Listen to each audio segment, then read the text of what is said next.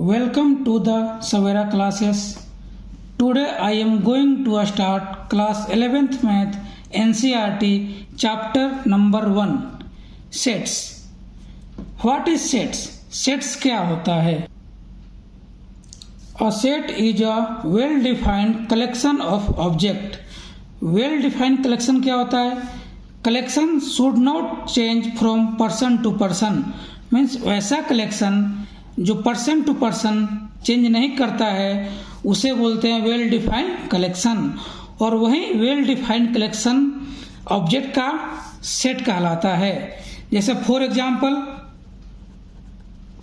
Top 5 cricketer in India.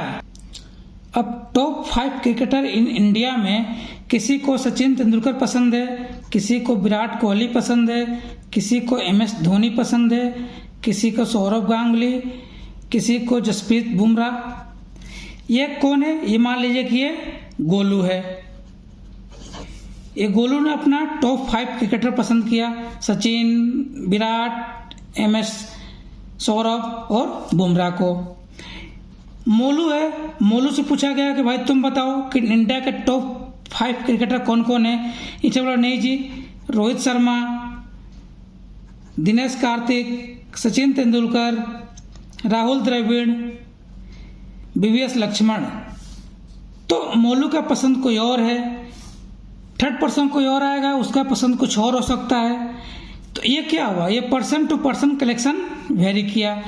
तो हम कह सकते हैं कि जब collection person to person vary करता है तो वो वेल डिफाइंड कलेक्शन नहीं होता है। जब वेल डिफाइंड कलेक्शन नहीं होगा तो क्या है? Not a set. ये क्या है? यह सेट नहीं होगा। तो टॉप 5 क्रिकेटर इंडिया को हम सेट नहीं बोलेंगे। ठीक, एग्जांपल सेकंड लेते हैं। Even number less than. अब गोलू से पूछा गया कि गोलू बताओ 9 से छोटा लेस इवन नंबर कौन कौन सा है। तो गोलू ने बोला 2, 4, 6, 8। मोलू से पूछा गया कि मोलू तुम बताओ, तो ये बोला 2, 4, 6, 8। किसी और से पूछेंगे मोहन से, तो मोहन भी बोलेगा 2, 4, 6, 8। तो हम किसी से पूछ रहे हैं कि इवन नंबर लेस देन 9 क्या क्या होगा? तो 2, 4, 6, 8। सबका जो कलेक्शन है सेम आ रहा है। जब कलेक्शन सेम है तो इसे बोलते हैं इट्स ए सेट। ये क्या है? ये सेट है। तो जब कलेक्शन सेम हो तो उसे सेट बोलेंगे। जब collection person to person vary करता हो तो उसे सेट नहीं बोलेंगे। चलिए एग्जांपल थर्ड लेते हैं। Solution of equation x² = 25।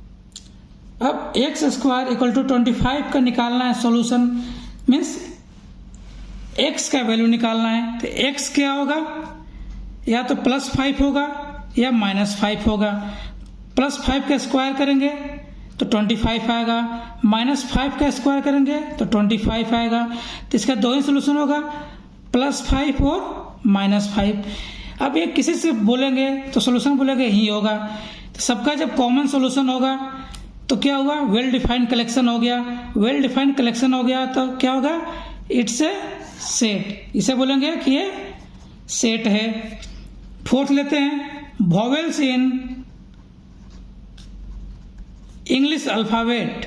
अगर किसी से पूछा जाए कि इंग्लिश अल्फ़ाबेट में कौन कौन सा वॉवेल है तो क्या होगा? A, E, I, O, U। Ram भी यही बताएगा, मोहन भी यही बताएगा, सोहन भी यही बताएगा। तो सबका कलेक्शन क्या होगा? A, E, I, O, U। जब सबका कलेक्शन सेम होगा तो बोलेंगे इट्स अ सेट। तो उम्मीद करते हैं कि आपको सेट समझ में आ गया होगा कि जो कलेक्शन वेल्ड हो, सबका कॉमन हो, वो सेट्स कहलाएगा। जो पर्सन टू पर्सन वेरी करेगा वो सेट्स नहीं कहलाएगा। अब देखते हैं कि सेट को रिप्रेजेंट कैसे करेंगे। तो set are usually denoted by capital letter, means A, B, C, X, Y, Z। Set को हम जनरली कैपिटल लेटर से डिनोट करते हैं और उसके जो एलिमेंट है element of set are represented by a small letter A, B, C, X, Y, Z। जो सेट के एलिमेंट होते हैं उसे हम स्मॉल लेटर से डिनोट करते हैं। For example vowel in English alphabet, vowel क्या होता है? A, E, I, O, U। तो एलिमेंट ऑफ सेट को करते हैं स्मॉल लेटर में। सेट मेरा हो गया कैपिटल लेटर, उसके एलिमेंट हो गए वोवेल क्या है? A, E, I, O, U। और इसको हम ओपन और क्लोज करते हैं कर्ली ब्रैकेट से।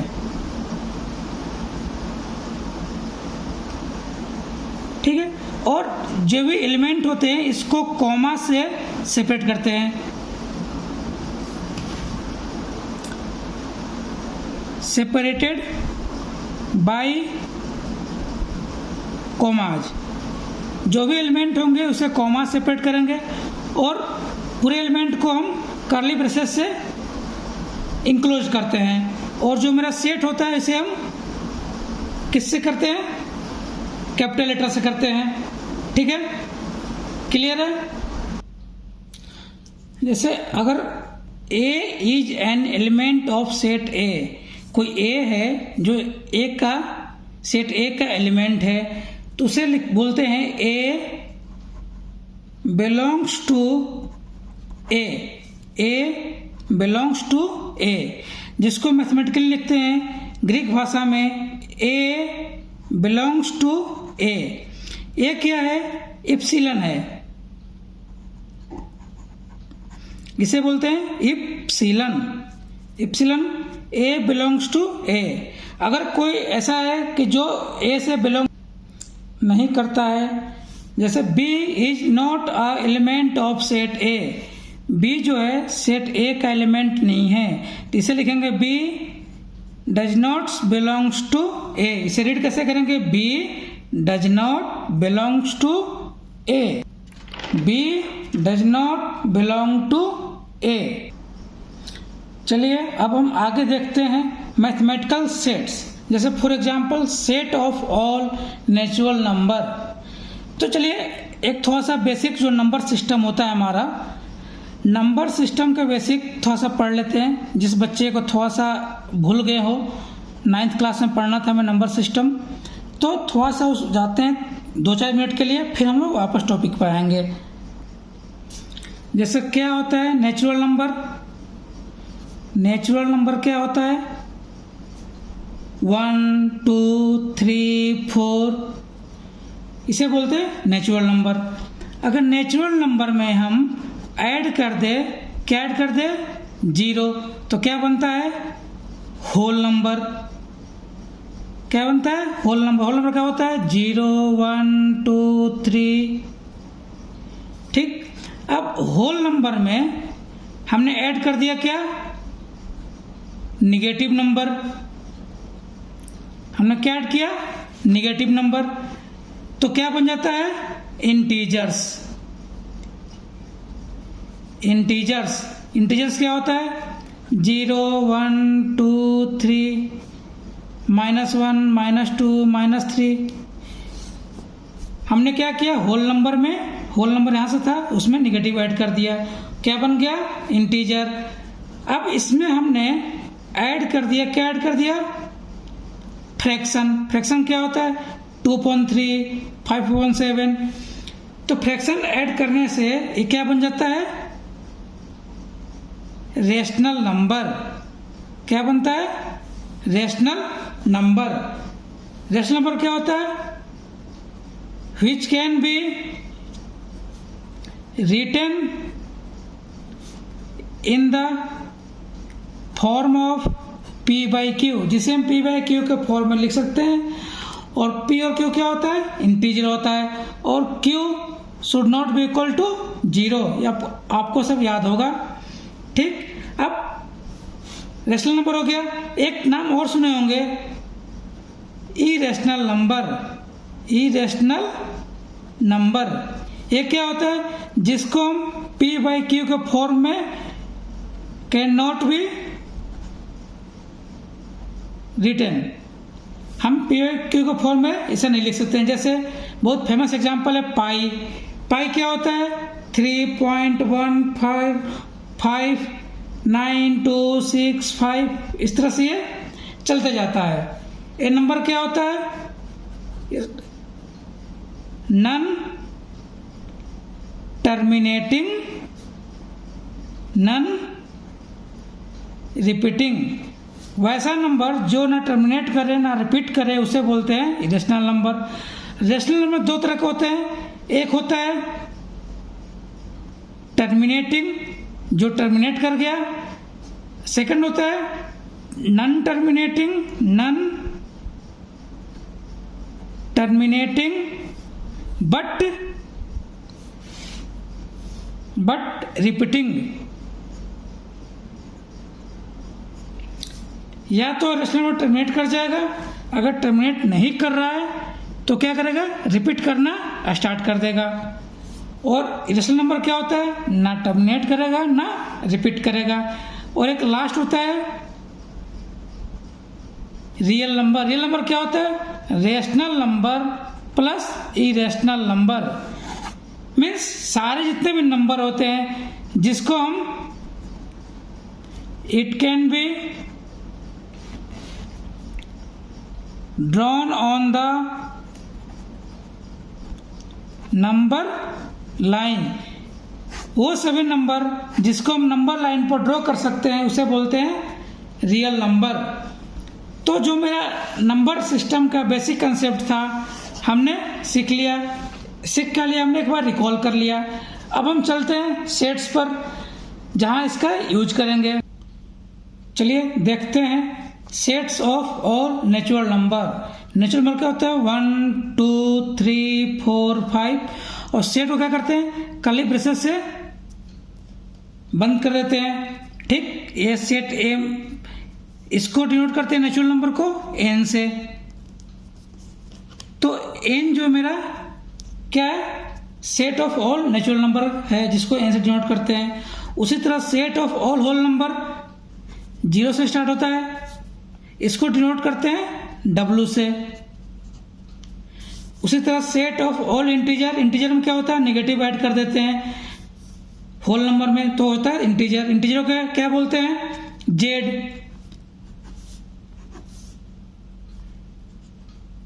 ठीक उसी तरह set of all rational number क्या होगा इसका? Q, इसको डिनोट करते हैं हम Q से। Set of all irrational number इसे करते हैं हम T से। Set of all real number इसे करते हैं हम R से। Set of all positive integer, integer किसे करते थे हम लोग? इंटीजर करते थे Z से। और यहां आ गया क्या? पॉजिटिव इंटीजर, तो Z प्लस क्या होगा? Z प्लस किसके लिए? ऑल पॉजिटिव इंटीजर के लिए। अगर ये रहता set of all negative integer तो क्या होता? Z minus. उसी तरह set of all positive rational number, rational number क्या होता है? बताइए क्या होता है? Q होता है। पॉजिटिव है तो क्या हो जाएगा? Q प्लस, Q पॉजिटिव किसके लिए? Set of all positive rational number. अगर यही रहता set of all negative rational number तो Q minus. Set of all positive real number, real number क्या होता है? R पॉजिटिव है, R plus. Set of all positive number के लिए, रियल नंबर के लिए R प्लस। अगर यही रहता set of all negative real number तो R माइनस होता। तो इस तरह हम सारे भी जितने भी नंबर सिस्टम के नंबर हैं उसको हम सेट के फॉर्म में डिनोट करते हैं। चलिए अब देखते हैं representation of a set. Set को रिप्रेजेंट कैसे करते हैं? दो तरीका होता है, रोस्टर और टेबुलर फॉर्म, और सेकंड होता है सेट बिल्डर फॉर्म। तो चलिए हम वन बाय वन देखेंगे विथ एग्जांपल कि कैसे हम रिप्रेजेंट करते हैं रोस्टर फॉर्म में, या उसको बोलते हैं टेबुलर फॉर्म में, और सेकंड है सेट बिल्डर फॉर्म। चलिए तो हमारा पहला एग्जांपल है इवन नेचुरल नंबर और smaller than 7। Even natural number निकालना है कौन सा, स्मॉलर देन 7 हो। तो क्या होता है 2, 4, 6। हमें लिखना है रोस्टर और टेबुलर फॉर्म में। तो हम क्या करते हैं, कॉमा सेपरेट करते हैं और करली ब्रेसेस लगाते हैं और इसे सेट हमने ए नाम दे दिया। ये क्या होता है कैपिटल लेटर, ये करली ब्रेसेस से ओपन और क्लोज होना चाहिए। ठीक, जो नंबर दिया हुआ है, जो भी क्वेश्चन दिया रहा है उसके अनुसार उसका सोल्यूशन होगा और जो नंबर आएगा वो सेपरेट होगा कॉमा से। इसे बोलते हैं रोस्टर और टेबुलर फॉर्म। इसे लिख लीजिए, ये क्या रहेगा, कैपिटल लेटर रहेगा, ठीक है, सेपरेटेड बाय कॉमाज, ठीक। और ये क्या रहेगा, करली ब्रेसेस से इंक्लोज्ड होगा, ठीक। सेकंड है इसका सेम एग्जांपल का, even natural number smaller than 7। हमने पहले देख लिया, अब देखते हैं सेट बिल्डर फॉर्म में। तो सेट ए होगा, इसे लिखते हैं x colon x is a even natural number smaller than 7। Set builder form है ये, इसके लिखते हैं x colon x is a even natural number smaller than 7, ठीक है।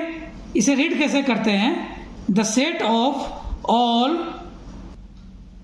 x such that x is a even natural number smaller than 7। तो इसे read कैसे करते हैं, the set of all x such that x is a even natural number smaller than 7। तो इस example का रोस्टर फॉर्म या टेबुलर फॉर्म ऐसे लिखते हैं और इसी को दूसरा तरीका है सेट बिल्डर फॉर्म में, लैंग्वेज के फॉर्म में लिखते हैं, वो ऐसा लिखते हैं और उसको रीड करने का तरीका ये है। अब चलिए देखते हैं नेक्स्ट एग्जाम्पल। हमारा सेकंड एग्जाम्पल है set of vowels in the English alphabet. इसको हम पहले करेंगे रोस्टर फॉर्म या टेबुलर फॉर्म से, फिर करेंगे सेट बिल्डर फॉर्म से। तो मेरा क्या होता है alphabet, A, E, I, O, you.